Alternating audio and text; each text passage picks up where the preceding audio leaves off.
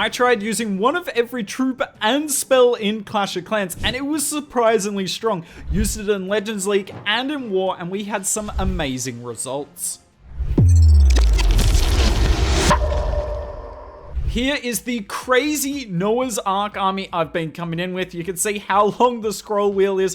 One of every troop, except because it doesn't quite fit in your army camp. I don't have a Hound or an Apprentice Warden, but don't worry, in the war attack at the end of the video, I bring them in my clan castle, so we do have one of every troop for that. In terms of the hero equipment, also, I've got as many different spells as I can.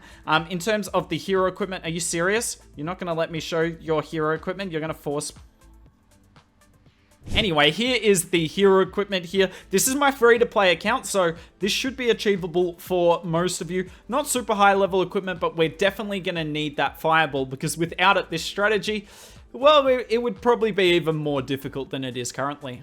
Alright, so a live attack here. You can notice this base is KLAUS's base from last season. We did a video on it. Hopefully our editor can link it above me here, of KLAUS and Star's base link. So if you want to use them, then make sure you go do it. But this is not going to be a good look for the base here. We are going to remove it with Noah's Ark. So what you want to do with this, you need to take advantage of the 2 healers. Now, the reason you bring 2 healers with this is because this army fills 303 troop space. So you've got 17 left over. So I bring 1 extra healer. So for the record, I'm not bringing 320 troop space with this army, because then I'd have to bring 2 of Barbs and Archers as well, and Gobs. No, we're just going to bring 2 of the healers is the only one. So starting a Flame Flinger, you've got so many troops to tank for your Flame Flinger that it is definitely worth investing in it with this army. You've got a Giant Archer, Barb, Gob, Yeti, Ice Golem if need be, Hog if need be. There's no reason that you shouldn't be able to protect your Flame Flinger. And what I'm going for here, I'm not even trying to use the fireball with this entry. So I keep flicking back and forth just to make sure the flame fling is okay. But all I want to do is Warden Walk the Town Hall. Keep in mind, we've only got 1 rage spell. And more importantly, I've only got 1 quake. At level 20 fireball, you need the 2nd quake to take down most buildings. So we're not going to go after the CC today. We're going to go after lower HP buildings. In saying that, you've got the zap as well. So with like a monolith, you can finish it off with a quake and a zap. But yeah, definitely worth noting, if you want to do this properly, just with the troops and not the spells, bring 2 Earthquake. Will be far better. Now, your Root Rider is so important with this army, because it's opening the walls, because you don't have a super wall breaker with it. You've only got 1 regular wall breaker, and here is our entry. Make sure you get that Overgrowth spell down nice and early. I'm just going to use it on the Eagle here. Now, we don't have an Eternal Tome. You got to remember that. So these troops will never get invincibility from that. So essentially pop the Warden when you think you can get nice fireball value. I wanted to get rid of this monolith here and also the Queen, so we get both of them down quite nicely. King has gone to ability, unfortunately, but he's done a good job. We've got the Royal Champion on the top side, and then my favorite troop in this army is actually the E-Dragon. So essentially, I do a Warden Walk at the start, use the Flame Flinger as well. Then we got a Ground Kill Squad, then you use your RC and your air cards on the air troops on the back end of the base. Because a lot of bases, you'll see it not as much in this one, but definitely in the future attacks. A lot of bases don't have a lot of air coverage on the outside of the base, and the E-Dragon will get insane value. In particular, the E-Dragon, the war attack, watch out for that. We got the Hogs coming in. The Hogs with the heal are surprisingly good. I would have thought that the heal would not be enough to deal with the damage at Town Hall 16, but no, the heal is surprisingly good. We use the jump spell on the back end, and now it's just about getting all your troops down as quickly as possible. Time is always an issue with this army because it's just an array of random troops. We use the Earthquake there because we didn't need it with the Fireball, and the Zap to finish it off, and there you go. A properly good base taken down with this army. What other bases can we get?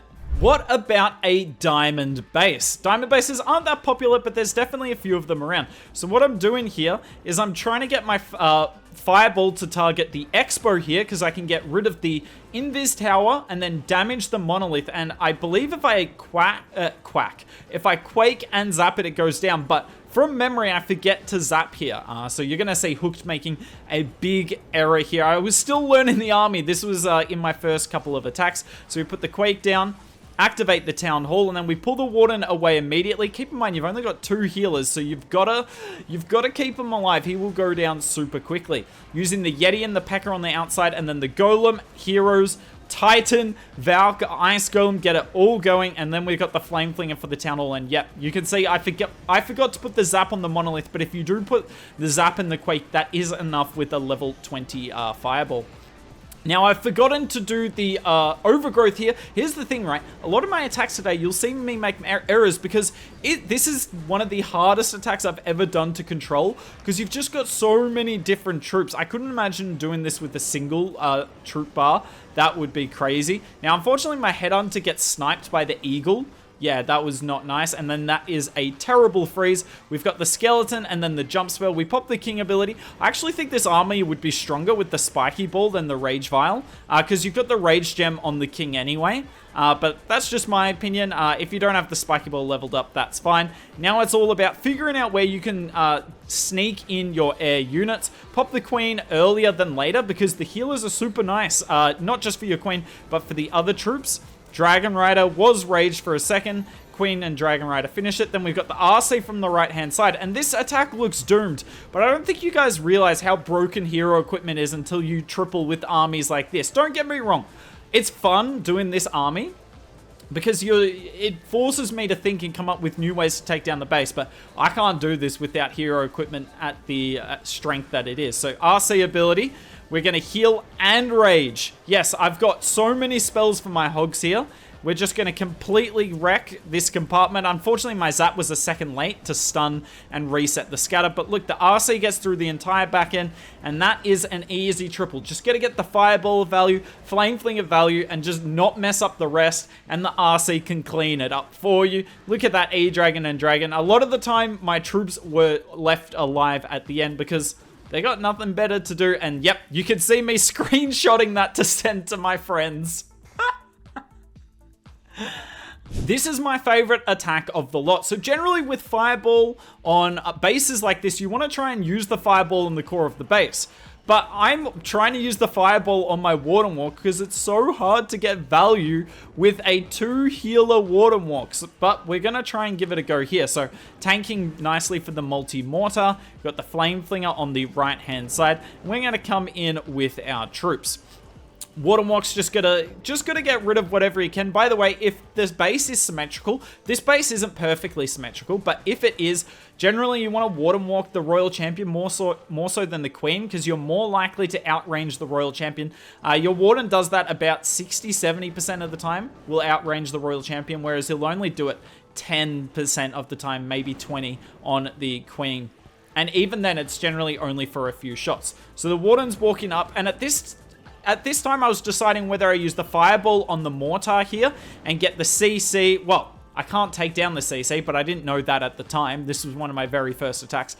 But try and get down the CC or save it for the core. And I decided that dealing with the CC here, I thought I could deal with it outside of the range of the multi-arch tower.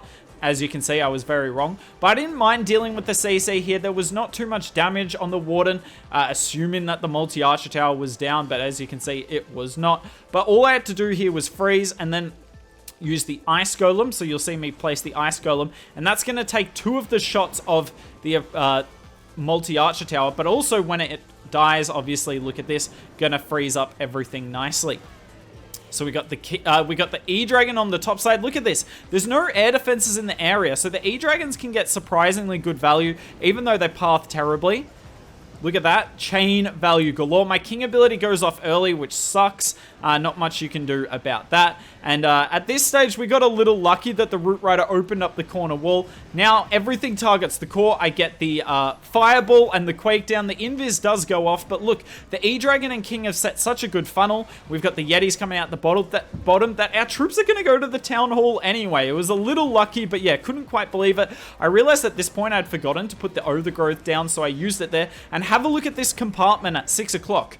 Not many anti-air targeting defenses, so the Dragon and Dragon Rider are going to get some pretty nice value here. We use the RC on the top right-hand side. You didn't really see me place her, but yeah, she's coming in from there. We've got the Baby Dragon too, so as soon as this air defense goes down, going to use it. Look, my E-Dragon is still alive, and that's the thing that I love about this army comp. You can, if you're reasonably good with it, try and maximize every troop in it. And the E-Dragon's the perfect example of it. Make sure to watch for the war attack that is coming up next, and you'll see exactly what I'm talking about. But yeah, we completely wrecked this base, a little close on time, but kind of crushed. But can we do it in war as well? Sorry, but quickly before we jump into the war attack, I thought I'd show you my log from yesterday. So I reset today 5787, and yesterday plus 299, and this was with Noah's Ark. In fact, the day before it, I went 277. That was my first day with the army. But yeah, you can see the Noah's Ark, the insanely long scroll bar. There's Jabba the Hutt for you all. But yeah, 299. So this army, I mean, I'm not just handpicking the only good attacks. Almost all the attacks tripled. I did not expect that at all. What better place to finish than with a war attack? And we've gone to the full level with this one because I'm bringing a Hound and a Dragon in the CC, not the Yetis, which means I can fit the Apprentice Warden. So I have got one of every troop in this army. Is it going to make it more difficult, or can we pull out a surprise triple? As you can see, I'm picking legit bases. This is a proper layout. Let's see if we can get it to work. All right, I'm actually gonna start with the Flame Flinger because I just want to get this right. Are you serious? Oh my word! What on earth? Okay, people are weird. If there's more Teslas over there, I don't know how I can find them. I guess I can use the Ice Golem if necessary. So the plan is I kind of want to see if I can get the Fireball to the Grand Warden here, but if I can also Warden Walk out this, I might have to use the Rage here. That's fine. It'll deal with the Queen as well. If I can get rid of this air defense, look at the E-Drag value. Flame Flinger's doing its thing. This Rage is only worth it if I get rid of the Queen as well. Yep, that's huge. I wish you had gone for the freaking air defense next. That would have been kind of perfect. Oh my word, so many springs on the outside of the base.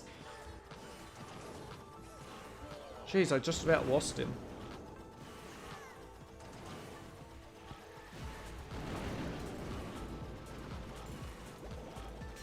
Doesn't quite finish you off. That's annoying. Alright. I'm trying to find all the troops. That's just the toughest part of this army, undoubtedly. Now we've got the E-Dragon. Why is my King and Queen so far outside the base?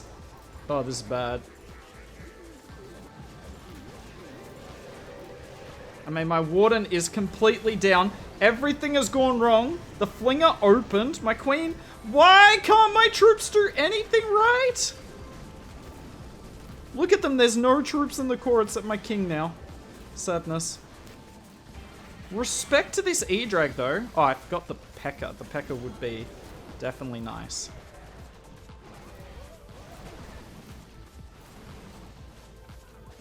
I've got...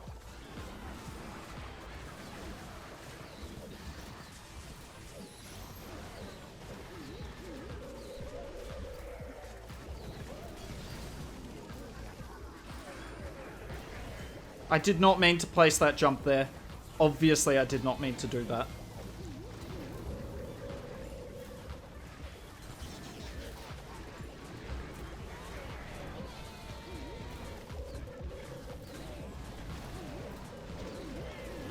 Is my RC still up? Yes, she is. I don't really know what to do other than wait. Come on. Oh, we got it. No way! Noah's Ark reigns supreme. Even though the hit goes terribly, we still get it. I'm sorry I wasn't hyped throughout that hit. That was stressful. I will be more than happy to never do this army again. But if you'd like to see it again, put it down in the comments below and I'll quickly delete it because I refuse to do this again.